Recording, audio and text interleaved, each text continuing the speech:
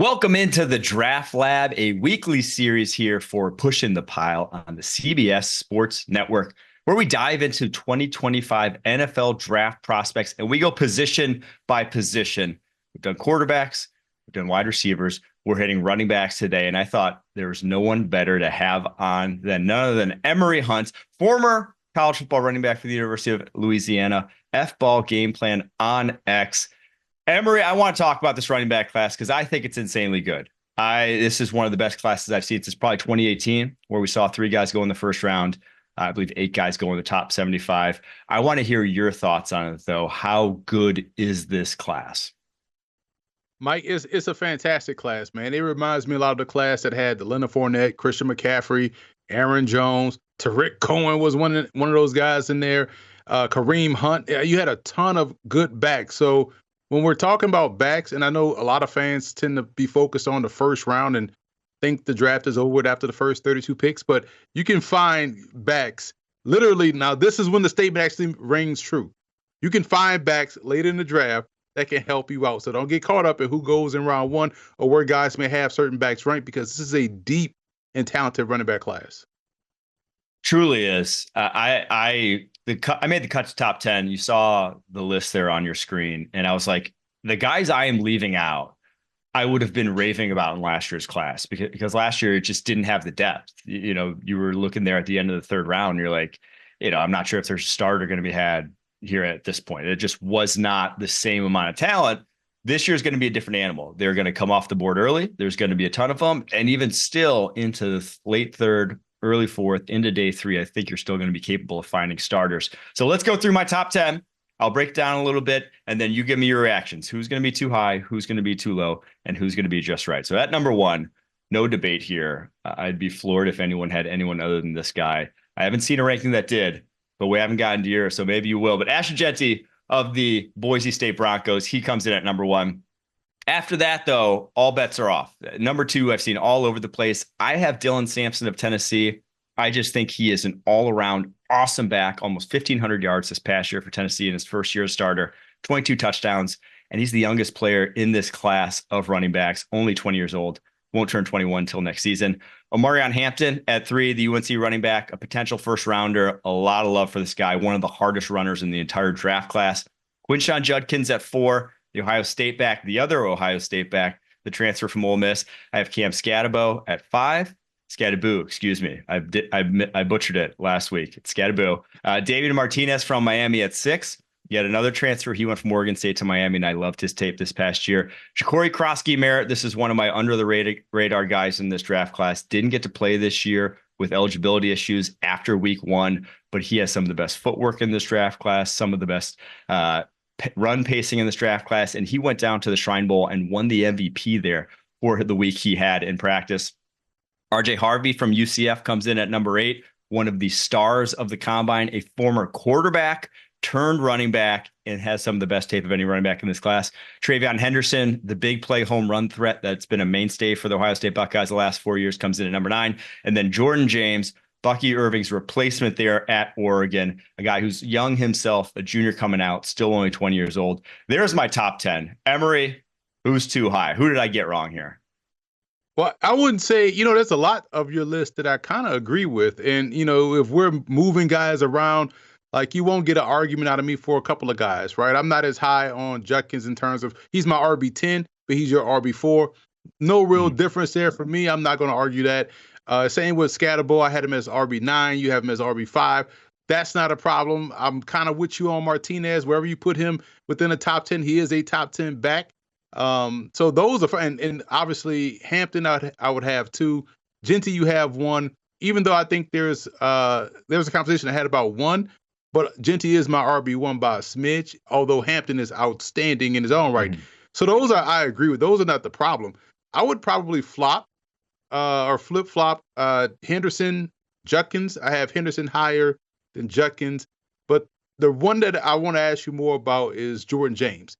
Because for me, I worry a little bit about his contact balance. I feel like now it's a good trait to have, but it's also could be the gift and the curse. Like, he runs very light on his feet, which is great when you're accelerating out your cut. making somebody miss, exploding through a gap, but it also leaves you, opportunities to get tipped over. And I think he does get clipped down a lot. Running through contact is where he has to get better. So I think his contact balance is a little bit questionable. So why are you having him at 10? Because again, I respect it because at the end of the day, Yeah. people forgot how good he was at Oregon, how good he ran this season. And I thought he was great last year, even just spelling Bucky Irving there in that Oregon offense. But to me, he's the kind of back I go for. I like shorter, squattier backs who have the ability to get between different holes. And I think you see behind the line of scrimmage, he's very gifted at getting in and out of, he's attacking, say, frontside B gap, getting to backside B gap without any wasted movement, without any stopping of the feet, anything like that. So he's got that real low center of balance that helps him change directions really well. And I think him compared to a lot of the backs that are kind of in that tier, because I do think like once I got to 9, I was like, all right, there's not really any backs I love at this point. There's a lot of guys I think can be starters, but that's kind of those 9 I like really, really like in this draft class. And after that, there was a lot of names I considered. But with James, it's just the consistent hard-nosed running style. I think you can trust to execute the concept well. A lot of guys in this draft class are either, you have some guys who are former wide receivers turned running backs who kind of look like that when they have to, change points of attack in the run game. Whereas James, he is very adept at getting to basically the correct read in whatever concept it is and getting there efficiently. So I go for backs like that. Obviously, I think his like ceiling is limited compared to some other guys in this draft class because he's not the athlete. Because you mentioned he does not have the contact balance. He does not have the make you miss out in space that you would prefer. But I think he's just a very safe back that once you get him to the next level, you'll be able to rely on him. Guy didn't fumble, I don't think, once in his entire collegiate football career. To me, that still holds a little weight. So that's why I went for Jordan James there, right at the back end of my top 10. And the other one I just had a concern with was not because he's not a good player, obviously. And I want to say for the fans out there, when we do rankings, it's a ranking, but it's not the actual grade because you may have a bunch of guys that are graded the same, but you just kind of have to rank them. Mm-hmm. You know what I'm saying? Like you might have 10 guys that have the same number grade, but it may say, oh, you got him RB 45. Like, nah, they're the same grade as RB 10. It's just so many guys stacked. But Dylan Sampson, listen, and this is the issue I had. Maybe this was part of the issue I had with guys of this era. When I remember the one guy I had an issue with because of this, what I'm about to lay out, was the running back from Texas. Big fan of, all I heard was, oh, this guy's the greatest high school running back ever. And my homeboy told me, go watch this film and let me know what you think. He didn't preface it or anything. I watched the film. I was like, man, he's running through gaping holes. Like he hadn't had to create. And, and his back ends up going to the University of Texas. And then boom, the other guy that was in the same class ends up being better than him and goes on to being a pro. But with Sampson, I worry about his vision. I think his vision is okay because of the offense. He's running through gaping holes, but he does have the balance. He does have the acceleration. I worry about his vision and ability to create at the pro level. Yeah, and with that Tennessee offense, I think you hit the nail on the head that it's not ideal in terms of preparing guys. I think that's one thing we'll touch on maybe a little bit in the next block when we talk about what we look for when scouting running backs. I like to see running backs play one NFL run concepts, what you're going to like 2 tight end sets, things of that nature, where it's like the stuff you'll have to do at the NFL level, because it is different than running like 1 back power with 4 wide receivers every play. Like sometimes you'll get in that Tennessee offense where it's just like comically like boxes, running pretty much gap only or inside zone only. It's like you just have such a limited sort of skill set to project to the next level, what that's going to look like when he's actually has to do NFL things. So that's part, like, I do worry about that. And that, to me, that is his biggest worry, in my opinion. But I love guys with his skill set. Again, the ability to bounce. He is so shifty and so tuned up that just once he sees a crease, he is able to hit it so much with so much more speed than say a guy like Cam Skattebo, who's I have number 5 in this list, or even a Damian Martinez. Like it's just a different level of acceleration.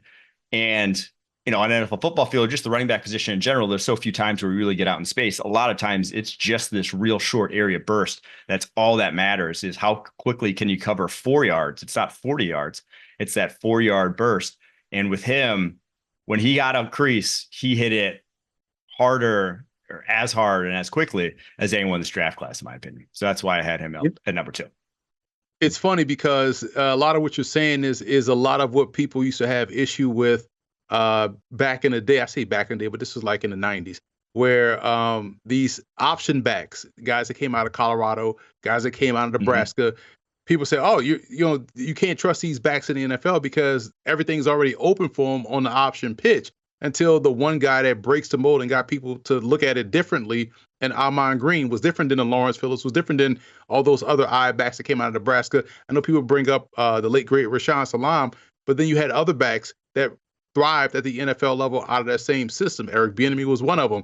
But a lot of times, like you're saying, you can separate the player from the scheme. And that's what I hope a lot of fans do when they look at a lot of these backs that you're mentioning throughout this whole show.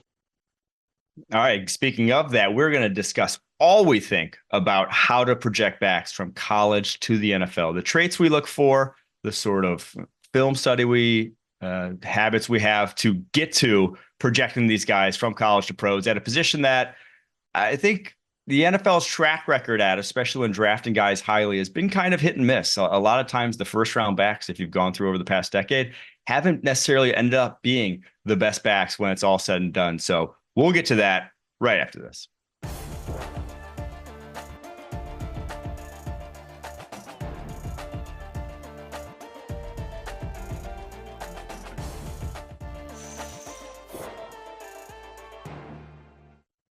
Now we're talking about all things class of 2025 running backs. It's a loaded class, but we're going to discuss here on this segment just a little bit about our process and what we look for when projecting a running back from college to a running back in the NFL, especially given that, as we discussed on the first segment, that college offenses are much different with the wide hashes and things of that nature. That is a lot easier to hit big plays on plays outside of the tackles. And it's just a lot different once you get to the NFL and what you're going to be asked to do and the skill sets that translate. So Emory, I'm going to start asking you this. What are like some of the main traits you look for in a running back to feel good about them when they're translating to the next level? Number one is vision, man. If you don't have that, you already starting behind the 8 ball. You got to be able to see it front side to back side. And when we're talking about vision, we're talking about, let's say if you are watching it from, bird's eye view, if you're a fan in the stands and you're watching the game and you're seeing the play develop and you're like, oh, there's a hole over there. And the player on the field who's seeing it straight ahead hits that hole. That's how you know a person has really good vision, because vision is also tied to anticipation. And if you have that, then you're working with something really well there. But you want me to just keep going through, or just give us a few. Give us a few. Give me a couple. Balance is something too, because it's a contact game. You spend more time hitting the ground, and you're a professional fallers is what you do when you play football, right? You're constantly bouncing around, and you have to be able to absorb contact throughout the course of the play. Agility speaks for itself. How else you going to get from front side to back side? You better be able to move and make guys miss, which ties into the elusiveness, your ability to also catch the football, and most importantly, explosiveness. Now, I will classify explosiveness as this. Again, Mike, I know you was born last week, so I will say this. Back in the day, when you used to have a guy like Bo Jackson touch the football, or a guy like Rocket Ismail touch the ball, you did this. You're like, oh, he about to go. When you have that level of suddenness or explosiveness, that really changes everything for you as a running back. Yes, and I think the modern day version that I would use for that is Saquon Barkley. I wouldn't put Saquon Barkley in terms of like vision as a top 10 running back in the NFL.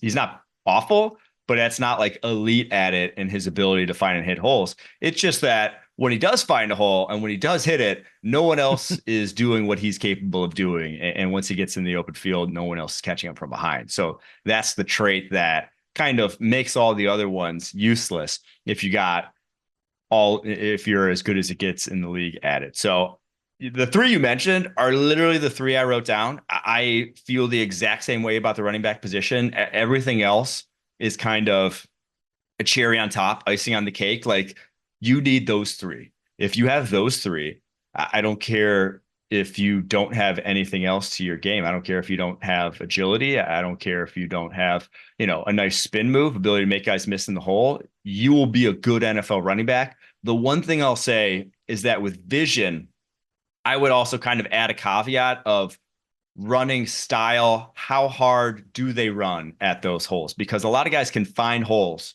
but some guys are tentative when running through small pieces of daylight. So some guys don't want to run behind the small creases that you'll find in the NFL. And I think the biggest sort of red flag, the biggest guy that you could point to and say this kind of railroaded his career was Trent Richardson. Coming out of Alabama, he didn't have to deal with, a lot of small, tight running lanes the way he did once he got to Cleveland, once he got to Indianapolis. That just wasn't a thing. And so guy looked like, Adrian Peterson in the open field with his ability to break tackles. And I don't think his vision was completely atrocious, but he would not run at a hole that was collapsing. He just didn't want to. Some guys will, some guys won't. And so that's one of the things I look at the most when scouting running backs and really try to pin down is how comfortable are they sorting through trash, but not being tentative. Because in the NFL, you really have to hit the hole at 100% every single time if you want to consistently maximize runs. So that's really the only caveat I'd say. But I love that list. I love that list, Emery. Yeah, and here's the thing too. I will say when guys are talking about elusiveness and breaking tackles, those are two different things. Elusiveness, I always use the saying, you can't hit what you can't catch, you can't hurt what you can't touch. That's elusiveness. So Barry Sanders is elusive. Someone like Jeanty breaks tackles. But you have to have a fine balance. And I remember Jerome Bettis said it perfectly. He was a different player when he left from the Los Angeles Rams and went to the Pittsburgh Steelers. He's like, I can't survive just crashing into everybody. I got to be able to make some guys miss. Now, he's not going to be Barry Sanders, but you give someone a half a body to hit, knowing when and where to be, a sledgehammer and when and where to step out of bounds and, do things like that. That's how you survive for 10 plus years and rack up 13,000 yards rushing. Yeah, that's a great way to put it because I do think a lot of times people see these backs at the collegiate level who are making guys miss altogether and kind of missing the fact that there are rare exceptions that are able to do that in the NFL. Your LaShawn McCoys, your Barry Sanderses can get by like truly making guys miss. But NFL linebacker, safeties, corners, they're too athletic. They've been tackling for too long. They rarely take such bad angles that they don't touch you altogether. So a lot of broken tackles at the NFL level come from body control and being able to take a leg away, being able to lower a shoulder, get a stiff arm at the right time. It comes through contact.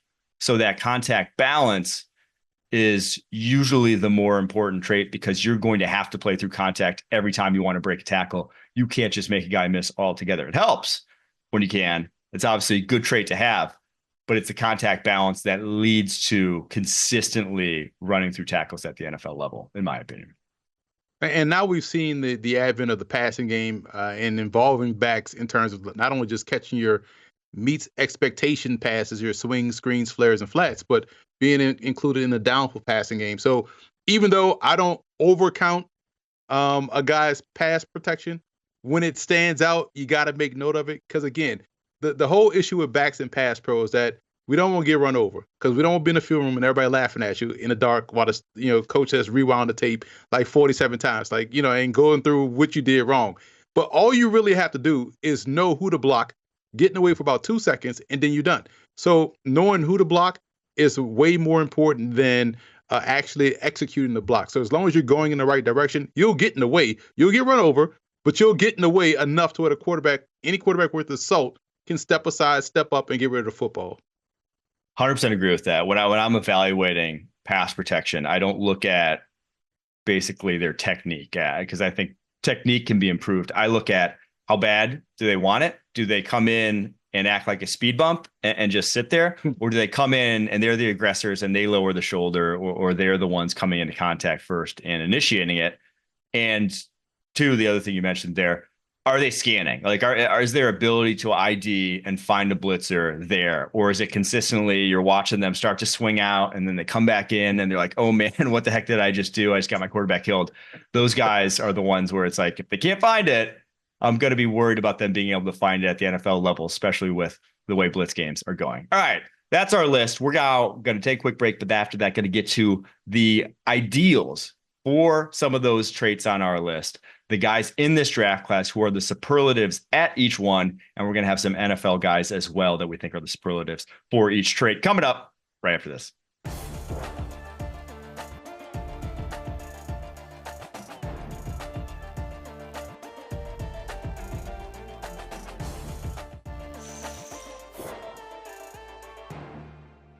Now we're going through superlatives for every back in the 2025 NFL draft class. We're going through who has the best of each of these traits: vision, balance, agility, explosiveness, elusiveness, yak, and receiving ability. Emery, I'm going to let you kick it off. Who you got for each of those? Let's start with the NFL, though, to give people kind of an idea of what we're talking about for each one so they have in their head what they're looking for when we start talking about the college guys.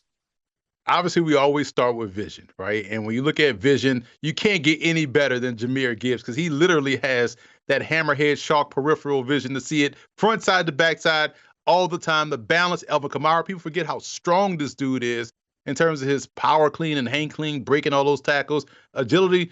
The run I always talk about with Saquon Barkley was his college run against USC, where he just went and bounced outside, weaved his way in and out of traffic like a New York cab and got the touchdown. Explosiveness, got to go back to Jahmyr Gibbs because he can really, he's like a firecracker in terms of his first step quickness and elusiveness. DeAndre Swift has a little bit of that LaShawn McCoy in the way. He's going to make you look insane in space. I think about the game, I want to say against Green Bay, we just set dude up and just hit the ground quickly. And you always have to contact Derrick Henry. I was at Titans camp, I want to say 3 years ago. Now I'm 5'9", Mike. And this dude walked past me. This was my first time seeing him in person. His hips was at the mid part of my arm. I'm like, there's no way you tackle this dude. That's insane. And receiving ability, Christian McCaffrey, legitimately, like Marshall Faulk, could easily line up as a receiver and have 1,000 yards a season in that regard. Yes, I tried to go a little different from yours on my list, but some I had to repeat. Mine is vision, Aaron Jones. It's a little bit of a homer pick, but I just love the way he attacks. Consistently will hit the line of scrimmage at full speed. One of the biggest reasons he's been able to have so much success in the NFL at his size. Balance on with Kenny Walker. I'm just obsessed with that run where he did a front flip and stayed on his feet. The guy's ability to not go down is unique. Agility, I went Bucky Irving. Jitterbug, I mean, those low center of gravity guys are some of the most agile, just their ability to get lateral quickly. Bucky Irving's awesome at it. Explosiveness, I was Saquon. There are faster backs. There are not backs who hit more home runs. And so you are kind of your fruits here. And Saquon Barkley has more fruit than anyone in terms of big explosive plays. Elusiveness, Bijan, his ability, we just see him in space. Usually that first guy is just left grasping for air. Yak had to repeat Derrick Henry, obvious reasons. And the receiving ability, Christian McCaffrey, yes. I went with Devon Achane, though. A little bit of an underrated wide receiver in his ability. He's only dropped one ball his entire NFL career on 110 potential receptions. And I think that guy could legitimately just play wide receiver if he wanted to. A little undersized, but obviously he is outstanding out of the backfield. Let's get to your college list, though. Let's get to the draft prospects. Who do you got for each of them? Well, when you talk about vision, I think Trevor Etienne is being vastly underrated in terms of what he brings to the table. He hits it like Aaron Jones, in my opinion, where it looks as how you drew it up on the whiteboard in terms of, okay, the back is going to weave his way back here. Etienne does that balance. Obviously, Jeanty, you have to, even though I don't like him running to everybody, but to be able to break all those tackles, he has tremendous contact balance. Agility, again, Travion Henderson, to me, it's like watching someone, it's like listening to jazz and having a glass of wine. It's just so smooth. He can really just ping pong across the line of scrimmage. Explosiveness, you know what I feel about Jaden Blue, and his first step quickness and how he's able to really just fly. elusiveness. Ulysses Bentley, the fourth out of Ole Miss, he legitimately, his tape was fun to watch. And his other teammate, Henry Parrish, also was fun to watch in terms of elusiveness. They had a lot of bodies they left just laying down on the grass. How many guys they were able to make miss? Yak, I went with Amarian Hampton. I think he does a fantastic job just breaking tackles. And without losing speed, too, that's a big thing. And I want to throw something else out there. Land Larison in terms of receiving ability. And I'm not saying this because aesthetically and how he looks, but he's very much like Christian McCaffrey, how he catches the football. He's 5'11", 209. He was a kick returner, so he's good in the open field. When you watch him play and watch him catch the football, he is outstanding. He did a great job against Oregon State. He had a good game against Cal last season. And so he almost had 1,000 this year with UC Davis. Very good program. Land Larison is going to be a name you hear about throughout the pro day circuit. Fantastic tailback. Yeah, you put him on, you put me onto him. I did not know about him prior to the show, or prior to obviously us having our pre-draft or pre-show sort of notes here. Saw Land Larison, had to go watch his tape. The guy had 853 receiving yards this past year. And compared to, we were talking a little bit over the break, Dylan Laube was everyone's favorite late round receiving back last year. I like this guy's tape so much more. He's much bigger. I think you could actually feature this guy as third down back. So definitely get to know the name. I would be floored if he's not at least drafted in this draft class based off of what I saw on tape. So love that list from you. Honestly, not a lot of, I don't think I had any disagreements in terms of like all those guys I would put very close to the top of my list. But I went with a few different names after I saw yours just to give some credit to other guys with starting with Vision here. I went with, there's a couple backs that I really like with Vision. Cam Skattebo, though, Arizona State. I think this is where he wins, is just his ability to navigate tight quarters. I think that's it, because the athlete, the long speed, the high end sort of traits, they're not there.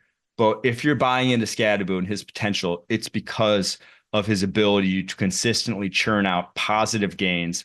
And you saw that Arizona State, we're not going to talk a lot about Arizona State offensive linemen in this draft class. There was not a lot of, perfectly blocked plays for him on tape, but consistently they somehow were able to move the football because of him. Contact balance, Ashton Jeanty, just like we don't even have to discuss that one. That one's one of the most obvious ones. That guy has some of the best contact balance you'll see at the collegiate level. Agility, I went Dylan Sampson. Again, maybe I'm overrating this guy. I just love his ability to get lateral at a moment's notice, to do whatever it takes from a body control perspective to find the hole. Explosiveness, I loved yours, Jane Blue. I went with Bashul Tutin, though. And the guy ran a 4.32 at the combine. He's got the goods in that regard. Elusiveness, Dylan Sampson, again, I just love his ability in those short areas. Yak, Amarian Hampton, could not disagree there. He hits defenders like he is the defender. Like he is the guy trying to bring down linebackers. That he is impressive in the physicality that he brings to the table. And the receiving ability, I went with a former receiver. I'm cheating a little bit here. Brashard Smith, the SMU running back. Anytime you start your career at the receiver position and then change to running back, I'm always intrigued by those guys. Now, in recent years, your Antonio Gibsons of the world, your, I'm blanking on who's the Giants running back who I'm blanking on here. The kid from Purdue. Yeah. I'm blanking on his name too. Number 29. I could name everything but his name. I know, right? I do that all the time. But those guys, they always seem to like struggle with the sort of vision it takes to be down in, down out running backs. But they definitely are capable in the pass game. Ty Montgomery, another one in that mold who switched from wide receiver to running back. Anyone that we didn't mention who maybe deserves a mention for one of these, or anyone that you were really debating that we want to give some love to, just so that we don't forget about them. I got to give you your flowers, man, because I'm glad you brought up Cam Skattebo and his vision, because he low-key sees it better than Ashton Jeanty sees it. And I think people look at Skattebo and don't give him his props on the vision part of. So I'll say that first. But also, I know a lot of people are going to ask about Caleb Johnson from Iowa, so I'll just talk about him. I think he's a good back. Obviously, the explosiveness isn't there, but the vision can help you play a long time in the NFL as long as you're able to continue to see it. We've seen guys like Caleb Johnson have success in the NFL. One plays for the Arizona Cardinals right now, former Pittsburgh Steeler. Now I'm blanking on his name, but he's the starting tailback for James Arizona. Conner. And James Conner. And people forget, remember James Conner, his freshman year was a defensive end too. So Yeah. Conner also played on defense, but Conner is able to see it, but he may not have the explosive speed, but there's a lane for him to be successful because your vision never fails you. Everything else athletically will, but as long as you're able to see it, you'll be able to play a long time. And Johnson, I think, has that. Yeah, Caleb Johnson, I'll just mention before we head to a break here. Not in my top 10. I think he's in a lot of people's top 10, but I'm with you.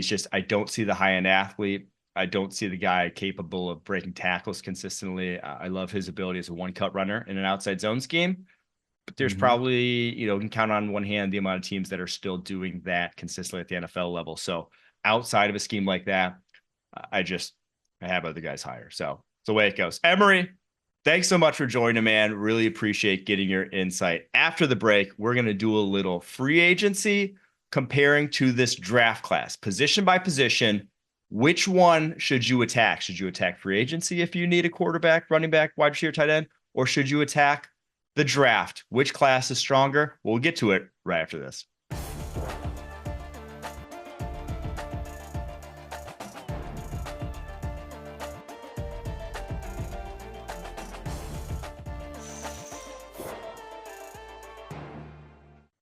With free agency kicking off here, I thought we'd break down a little bit of this free agency class versus the draft class. Which one is more fruitful at each position when it comes to addressing needs for your team? I like to say that free agency is usually for need, the draft is for value, but obviously the way NFL teams operate, they use both to fill their needs. So we're going to go through quarterback, running back, wide receiver, tight end, offensive line, and say, should you be looking at this free agency class to fill those needs? Is it stronger? Are there more available? Or should you be looking at the draft? Is it stronger? Are there more available? So let's kick it off. Let's get to the quarterback position, where among the notable free agents and Pete Prisco's top 50, that you can find at cbssports.com, there's only one quarterback, actually. It's Sam Darnold. There's a couple guys outside the top 50 in the top 100 still. Justin Fields, Jameis Winston, Russell Wilson. Aaron Rodgers obviously wasn't technically a free agent when the article came out yet, but a guy who's definitely will be available for someone. So he's in the mix as well. But I think it's kind of a tie between that and the draft class. I see them both as there's really probably one guy who's intriguing for a big long-term deal, Sam Darnold in free agency, Cam Ward in the draft. After that, there's names. I have two other guys in my top 50 in this quarterback class, Shedeur Sanders, Dylan Gabriel, Jackson Dart just on the outside looking in. So there's talent. There's just not high-end talent. So I think in either of them, you're kind of got to be, I don't want to say scraping the bottom of the barrel, but you really are looking for value wherever you can get it. You're not going for a lot of home runs in either. For wide receiver position, I think this one, it's the draft, but it's just because neither are that great. And especially free agency is that great. Chris Godwin chose to stay home for the Tampa Bay Bucks, so he's out of the mix. After him, only Amari Cooper and De'Ami Brown are amongst the top available free agents in Pete Prisco's top 50. You have other big names, but if you watch these guys tape last year, guys like Stephon Diggs, Nuke Hopkins, Hollywood Brown, Darius Slayton, Deontay Johnson. I mean, some of the early ones, Diggs, Hopkins, Brown, they're kind of on their last legs. Slayton's okay, but really more of a number 2 vertical threat. And then Deontay Johnson, I don't know what to do with that guy at this point. I don't know who wants to touch him after the fiasco that was his season a year ago. So in the draft class, you got a lot more. I actually have right now, as it stands, 8 guys in my top 50 at the wide receiver position: Travis Hunter, Tet McMillan, Luther Burden, Meke Igbuka, Matthew Golden, Kyle Williams, and Jaden Higgins. So if I need a wide receiver, still probably looking draft class. All right, let's get to the running back position, where this one, position du jour. Emory talked about it. I talked about it. It's draft all the way. You got Rico Dowdle and Aaron Jones, your only 2 notable free agents at the wide receiver position in Pete Prisco's top 50.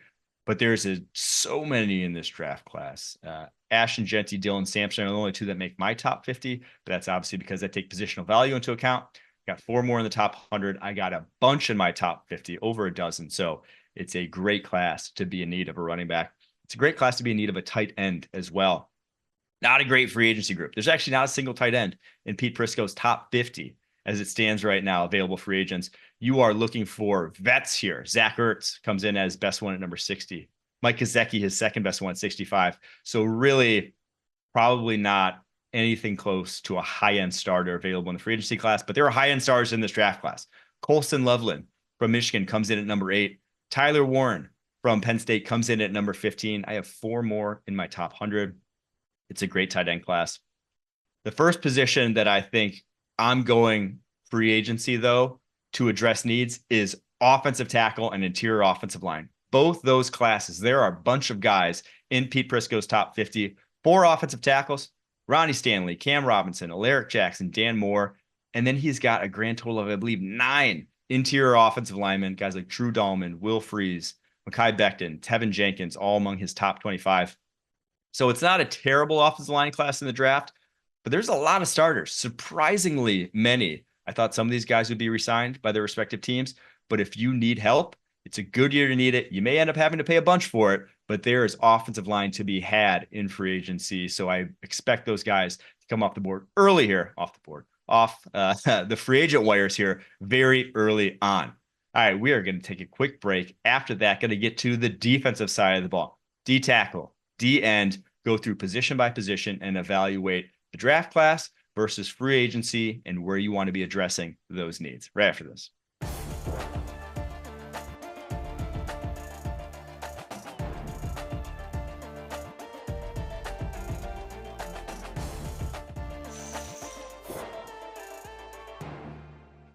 All right, before we get to the defensive side of the ball, comparing free agency and the draft class, I just wanted to roll through some new signings to come off the presses here, because obviously with that noon kick, with the tampering window being open, we have a bunch of deals coming down the pike, starting with Jalen Moore, the 49ers left tackle who played instead of Trent Williams when he went down this past season. He got signed by the Kansas City Chiefs, 2-year, $30 million deal. This kind of backs up what I thought the Chiefs were going to do after they trade away Joe Thuney, which is just throw the kitchen sink at this O-line with budget deals. They obviously don't have the cap situation to break the bank. That's why they had to get rid of Thuney in the first place, but just try whatever they can do to get as many guys in there to see what works and not have those holes that they had so glaringly a year ago. You saw Chris Godwin get re-signed by the Bucs. Drew Dahlman, the Falcons center, goes to the Chicago Bears. My podcast co-host Kyle Long pumped about that one. He was pointing that one out all spring long. Thought it was going to happen. 3-year, $42 million deal, almost completing the complete overhaul of the Bears offensive line. They're going to have new starters at left guard, center, and right guard in 2025. Some more deals that came down. You have the Patriots going out and signing Morgan Moses. You have the Titans going out and signing Dan Moore from the Pittsburgh Steelers. A year after they gave Lloyd Cushenberry, made him the highest paid center in the NFL, they gave Dan Moore a 4-year, $82 million deal to be, I don't know what, though. I don't know if they moved J.C. Latham, their first-round pick from a year ago, back to right tackle, or if they play Dan Moore at right tackle. Moore obviously was the left tackle his entire career there with the Pittsburgh Steelers, so TBD on where that one ends up. You saw Carlton Davis, the former Lions corner, the former Bucs corner. He goes to the New England Patriots on a 3-year, $60 million deal. And you also saw DJ Reed, the former Jets corner, signing with the Detroit Lions. So, a lot of deals coming down the pike. Free agency's coming hot and heavy, but let's get to, and I also actually missed one more. Milton Williams, the top DT available in this free agency class. He's apparently going to the Carolina Panthers to play next to Derek Brown.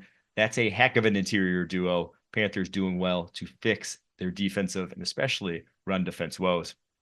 Speaking of, though, let's get to the DT position and decide which one, free agency or the draft class. Where do you want to be addressing this need if you need a defensive tackle in the upcoming free agency period? Now, obviously, with Milton Williams off the board, this one's a no-brainer. This draft class is a great defensive tackle draft class. I only have 5 in my top 50, Mason Graham, Walter Nolan, Derek Harmon, Kenneth Grant, and CJ West. But let me tell you, there are more to be had. There's so many in my top 100. There's a lot of guys. If you just need like an interior run defender or a specialty pass rusher, this class has a guy for that. So a ton of names I would be looking in this draft class. defensive end as well. You've probably heard about it. There are right now, as it stands, 10 guys in my top 50 in the edge group. 10 guys, 20% of my top 50 is defensive ends. So if you need a pass rusher, this is the year to do it. You can do it in the first round. You could also do it on day 2. There's a ton of names available. Now, there's a few guys in the free agency class. Josh Sweat, Khalil Mack just got re-signed by the Chargers. Chase Young, Azeez Ojulari, DeMarcus Lawrence. It's a few guys, few vets. I'd look at the draft, though. There's so many dudes. If you need an off-ball linebacker, though, my tune is changing. This is a free agent group that is very good. I like some of these names. Nick Bolton is Pete Prisco's top guy, checking in as number 14 free agent. Jamian Sherwood from the New York Jets, one of the more underrated free agents in this draft class. I loved his tape in his first year as a starter last year. He's a guy that I would go out and make a starter if I needed a linebacker for sure. Dre Greenlaw, obviously, former 49er. We saw what happened in the Super Bowl with the Achilles, was never the same last year. You're hoping that a year and a half out now, almost 2 years removed that Achilles, he'll be healthy and finally back to his old self. Bobby Wagner, Ernest Jones, Robert Spillane just went to the New England Patriots. So he's off the board, but there are linebackers to be had. Whereas in the draft, there's only one guy in the top 50 on my top 50 draft board, Jihad Campbell from Alabama. That's the only guy. So if you need a linebacker, this is not necessarily the draft class to do it. I do not think it's a great year to be finding a starting linebacker early on for you. So I would look in free agency. Couple more positions to get through here. Cornerback. This one's tough because this is one of the most lucrative positions in not only free agency, but also the draft. On my draft board right now, there are 8 guys who I have in the top 50 at the cornerback position. Travis Hunter, Will Johnson, Jahdae Barron from Texas, Benjamin Morris from Notre Dame, Savone Revel from ECU, Azariah Thomas from Florida State, Trey Amos, Ole Miss, and then Maxwell Harrison from Kentucky. There's starters to be had. It's a good group. I think this free agent crop is even better. You just saw DJ Reed, who we just talked about, Carlton Davis, who we just talked about. Those two come in at 8 and 13 on Pete Prisco's top 50. After that, Charvarius Ward, Byron Murphy, Rasul Douglas, Mike Jackson, Paulson Adebo, all within the top 35, and then Asante Samuel Jr. from the Chargers at 46. Those are guys that are plug-and-play starters in a lot of different places. So I do think that I probably give the edge to free agency, but if you need a cornerback, not a bad year to be in need of one. There will be talent all around. And then finally, the last position, safety, where one of the biggest names in this free agency class is Javon Holland from the Miami Dolphins. He should be getting a big money deal, probably a top 5 to 10 safety in the NFL. Comes in at number 9 on Pete Prisco's free agent rankings list. Justin Reed from the Chiefs, Trayvon Merrick from the Raiders, Cam Bynum from the Vikings, Talanoa Hufanga, former All-Pro from the San Francisco 49ers. All those guys make Pete Prisco's top 50. So not a bad year to be in need of safety. Those are 5 guys that you would, for almost every team in the NFL, would be an upgrade very, very quickly. So a good year needed in free agency. But I also love this draft class. I think Malachi Starks from Georgia and Nick Manwari from South Carolina, at the end of the day, I think both those guys end up first-round picks. Malachi Starks is has some of the best tape you'll ever see at safety position on a down in, down out consistent basis. Whereas Nick Manwari is one of the biggest freaks you'll ever see at the safety position. And then Kevin Winston is the last guy I have in safety position in my top 50 out of Penn State. So I call this one a tie. If you need a safety, I think you're in luck. I think either the draft or free agency, you should be able to find one. All right, that's our show for today. Thanks so much for Emery Hunt. Thanks so much for you guys for tuning in to us talk about the running backs. I will be back with Kyle Long on Pushing the Pile all this week, doing daily recaps at 4 p.m. on the free agency class. Until then, you've been listening to the Draft Lab. Keep pushing.